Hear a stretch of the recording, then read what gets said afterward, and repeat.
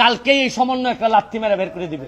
জামাত এবং বিএনপির যারা, এরাই এই দেশের দায়িত্ব নিবে, নিয়ে এই দেশটারে আগের 50 বছর আগের জায়গায় নিয়ে যাবে। কারণ এদের রক্তের মধ্যেই বাংলাদেশ নাই। সাধারণ ছাত্ররা যদি আমাদেরকে বিদায় করে দেয় দিক, কিন্তু সাধারণ ছাত্ররা এই ধরনের নেতৃত্ব তৈরি করে এই ক্ষমতায় আসুক, আমি তো ওয়েলকাম জানাই, আমি তো এদেরই প্রতিনিধি আমি মনে করি। কিন্তু এরা তো জানে না, এরা আবেগ প্রবণ কইরা কোথায় দেশটারে নিয়ে যাচ্ছে। কালকে যদি শেখ হাসিনা যদি না থাকে, পরশুদিন কি আপনি তারেক জিয়ার আইন দিবেন?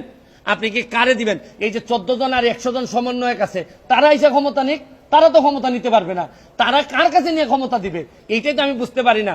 তারা ক্ষমতাটা নিয়ে কার কাছে দিবে? ক্ষমতা বলুক যে আমি অমুক দিব। 14 জন বা 150 জন সমন্বয়ক যারা আছে, যারা দাবি করতেছে যে এই তারা এই দেশটারে রাষ্ট্রের সংস্কার করতে চায়, তাহলে তারা এসে বলুক তারা মন্ত্রী হইতে চায় বা তারা ক্ষমতা নিতে চায়। কিন্তু তারা তো, আমরা তো বুঝতেছি তারা আইসাই যেটা করবে এটা হচ্ছে কি লাথি মেরে এদেরকে, যারা আজকে যদি এই সরকারের পতন হয়, কালকেই এই সমন্বয় একটা লাথি মেরে বের করে দিবে। দিয়া জামাত এবং বিএনপির যারা এই ষড়যন্ত্রটা করে এই জায়গা পর্যন্ত আসছে, এরাই এই দেশের দায়িত্ব নিবে, নিয়ে এই দেশটারে আগের 50 বছর আগের জায়গায় নিয়ে যাবে। কারণ এদের রক্তের মধ্যেই বাংলাদেশ নাই।